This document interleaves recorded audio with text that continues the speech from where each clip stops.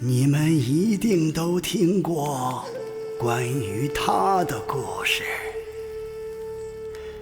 有人说，他帮唐僧取到了真经，封了斗战胜佛，从此留在了灵山。也有人说，那个成佛的根本不是他，真正的他早就死在了西行路上。还有人说，西游从来都没有发生过，他只不过是说书人杜撰的一只猴子。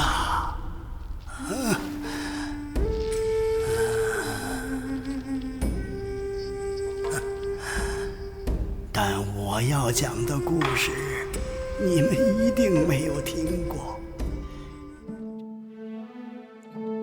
Regardless as to if you're an avid gamer, a deep movie or show watcher, a book enthusiast, and so on, nobody can argue this one fact.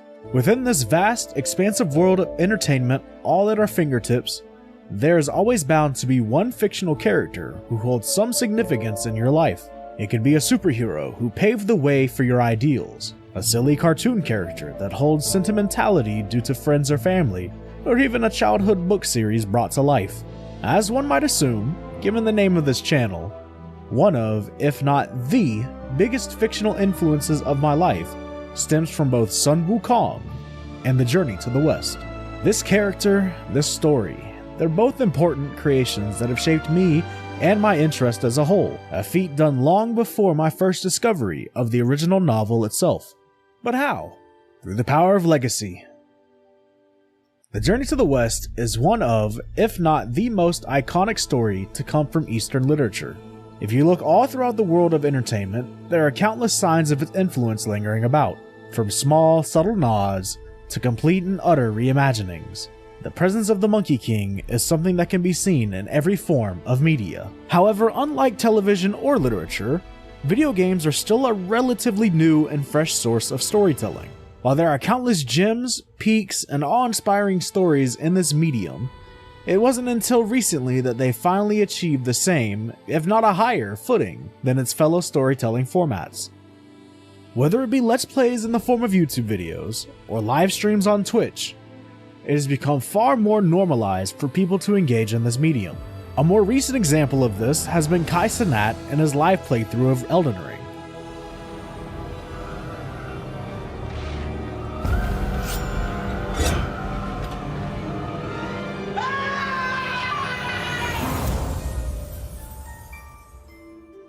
Similarly, it wasn't until recently that this field had become fit for the MonkeyKing to make his presence known.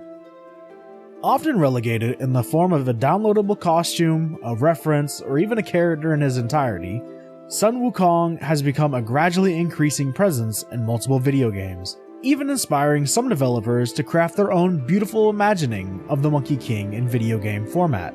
Yet none have been as ambitious, beautiful, and outright breathtaking, quite like Game Science's upcoming project, BlackMythWukong.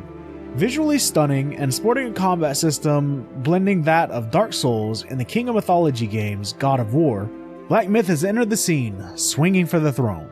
For years we have been given teases, glimpses, and an ever-growing hype for this hopeful masterpiece of a game. But what exactly is the intent behind this game? Though little is directly said, all is left open for those who know of the source material. Clearly this game, while ensuring it doesn't shy away newcomers, presents itself as not only a beautiful game that is sure to enchant and bewitch those who play, but also a love letter to the novel which inspired countless other forms of storytelling. There are many aspects of Journey to the West that have managed to embed itself into the various clips, promotions, and footage shown throughout the years, and so I will do my best to give you the ultimate crash course on both my favorite novel, Journey to the West, and my absolute favorite character in not just mythology, but media as a whole, Sun Wukong. Sit back, grab a snack, and be sure to Jingu bang that like button as we begin our journey to the West. 可悲的取经人呐、只要心中还有放不下的偶像，终有一天，他将化为修行路上无解的业障。The first of many misconceptions behind our beloved protagonist would be his origins. Who exactly is Sun Wukong? Despite being such a well-renowned character throughout the globe, there are many people who seem to confuse his origins with other similar mythological figures. It is widely believed that Sun Wukong, the MonkeyKing, is a god of tricksters, and though while his nature was indeed a mischievous one, he was anything but divine. Born from the earth as a sphere of stone, countless years of nature shaped him into the form of a monkey, one who eventually learned of life. It was there that the demon of stone, Sun Wukong, was born.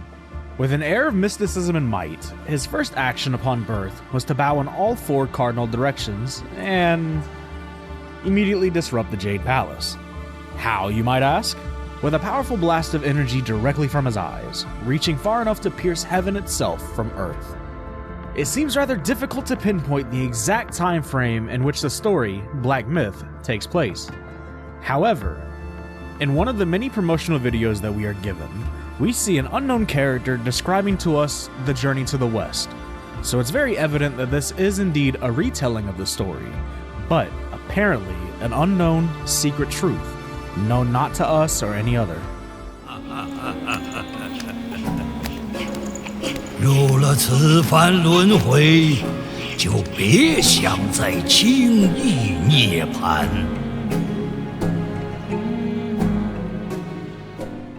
My presumption is that we are not only going to witness this alternate take on Journey to the West, but simply the introductory chapters to the story itself. What many people may not realize is that, despite his fame and popularity, Sun Wukong is not the lead protagonist within the story, despite having the very first introductory chapters dedicated to him alone. In one of the earliest footage to date, we are given a tease at what could only be the near endgame, as we witness a glorious battle amidst the clouds. Near the end of his self-contained introductory chapters, the prologue to Journey to the West, Sun Wukong displays his true fearsomeness by combating the entirety of heaven itself, whether they be gods, both major and minor, or even the very constellations and stars themselves. None could best this one monkey army. There have been rumors or belief that we are not Wukong, but instead another monkey of similar conception. Appearing in chapter 56 of our story, we are introduced to the six-eared macaque. Within this mythology, there are four creatures known as the celestial primates. There is Sun Wukong, the stone monkey, the red buttocks horse monkey, the long-armed gibbon, and of course the aforementioned six-eared macaque. Each of these monkeys embody phenomenal powers, and though the horse and gibbon monkeys never truly appear and are only uttered by word of mouth, it would be an egregious injustice to not mention them. The reason for this assumption, however, is due to, once more, one of the first original footages shown to us. Fitted in armor, we see another monkey preventing our character from finishing off his opponent. The reason this is so alarming and interesting is that this is no ordinary armor-wearing monkey. After his return from exploring the world, Sun Wukong was granted an audience with the Eastern Dragon King, Guang. After many trials and errors, countless weapons failed to meet the MonkeyKing standards, all but one.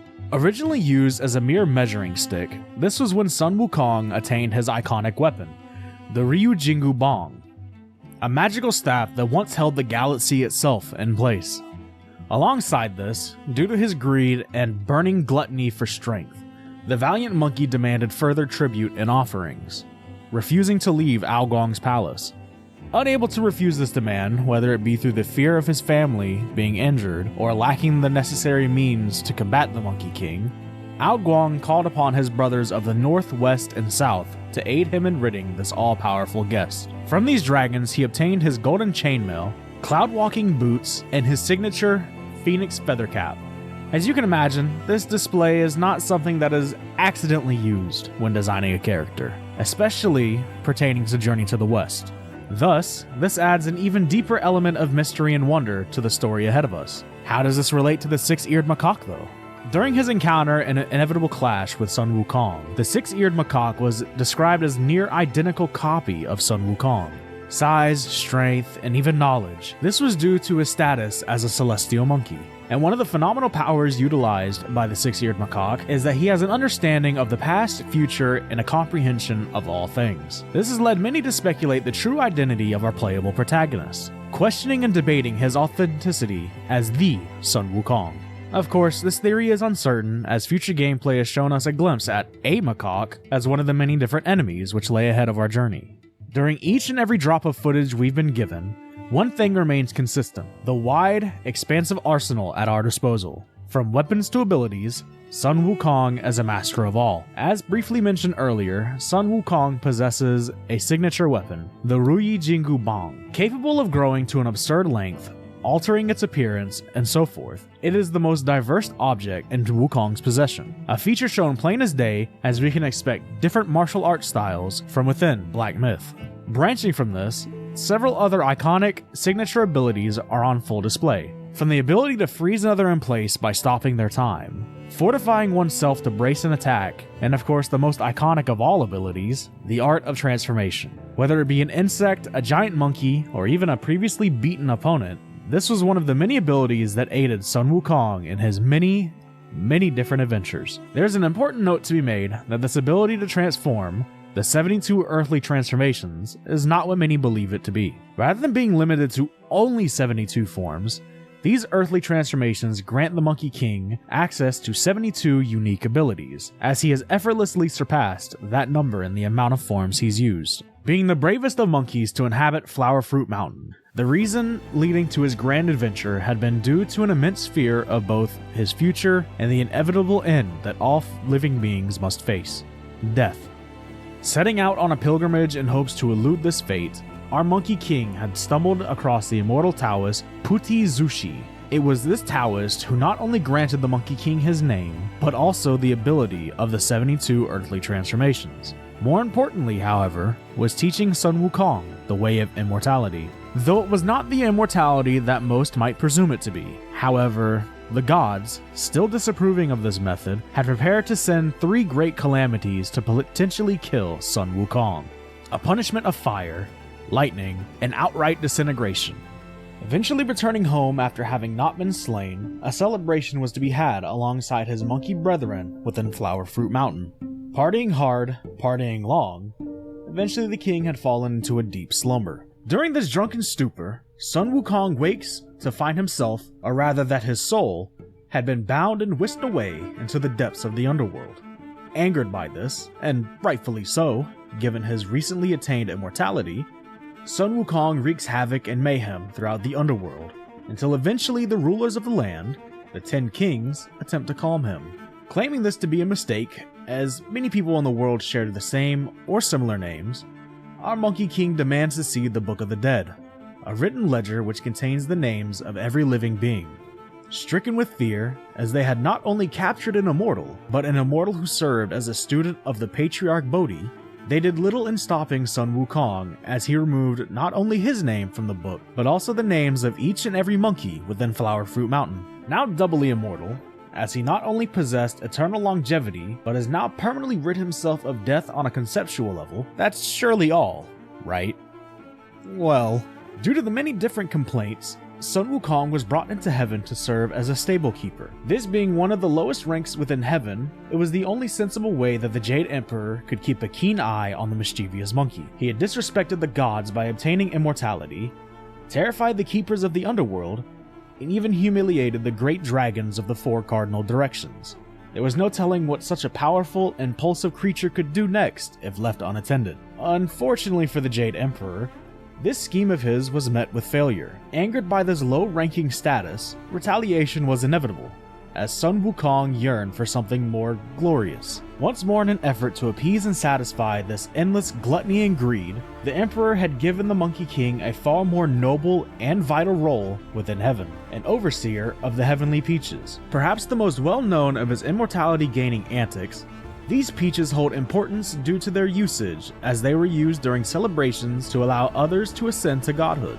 During his watch over these peaches, the task proved to be far too tedious, boring, and lackluster for Sun Wukong. In his boredom, coupled with that innate and primal nature that comes with all monkeys, Sun Wukong devoured countless peaches, completely ruining the heavenly banquet. Realizing this mistake, the MonkeyKing did what he thought was best, transforming into a lesser god, sneaking into the heavenly festival, drinking the heavenly wine, drunkenly wandering into the alchemic chambers of Lao Tzu, and then mistakenly eating the pills of longevity, thinking that they would cure his hangover. And that is how Sun Wukong became 5 times immortal before the journey to the west even began. But what followed this disastrous event? What was the aftermath? Captured while residing at his home, Flower Fruit Mountain, the gods had finally decided to put an end to these antics. Many attempts to execute the MonkeyKing were made, though all failed.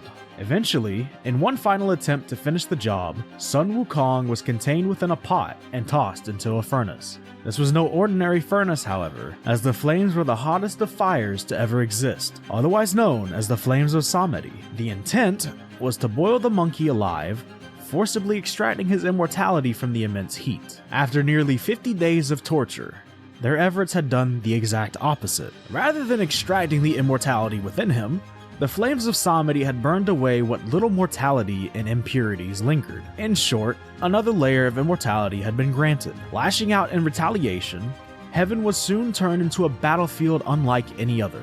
Threatening the Jade Emperor and all within this divine kingdom, there was only one figure who could put a stop to this carnage: Siddhartha Gautama, otherwise known as the Buddha. 还记得盂兰会上，世尊说过，众生之苦，多因不守戒律，放情纵欲。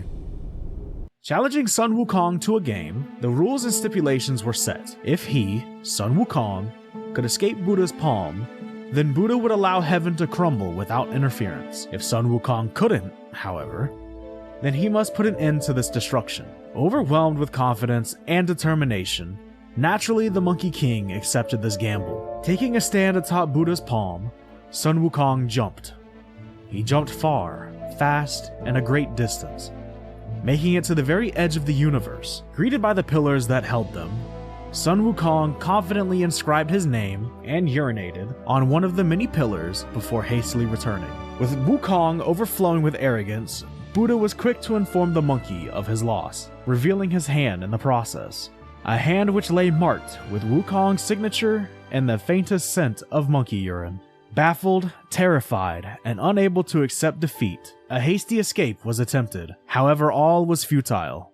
Buddha is, on a conceptual level, everywhere at once. For an enlightened one, the very universe is his palm, and nothing can elude him. 3 mountains were formed, also the hands of Buddha, and dropped onto the MonkeyKing, forcing him into submission and sealing these mountains. It was here where Sun Wukong's story ends until his eventual recruitment and journey to the west. While much of BlackMythWukong's story is unknown, as it seems to be an original take on Sun Wukong's origins, the developers at Game Science have done their homework and have a true, genuine grasp and understanding of the source material. Bringing fresh air and originality is what truly sets not only a game, but a story itself apart from many others. Being able to notice subtle details, references, callbacks, and so forth, while also being unaware of what lies ahead, is what makes for a grand experience for both newcomers and fanatics alike. This has been Steve Wukong, bringing you the ultimate preparation for BlackMythWukong's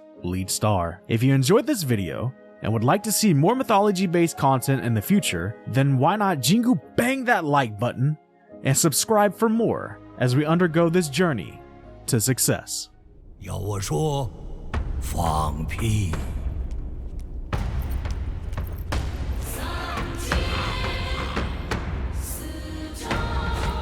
不杀生，仇恨如日西，不偷盗。 强弱如我何意？不邪淫，一切有情皆孽。不妄语，梦幻好空虚。不禅酒，又不长落无常。不耽乐，芳华刹那而已。不贪眠。 无苦不得解脱，不纵欲，诸行了无。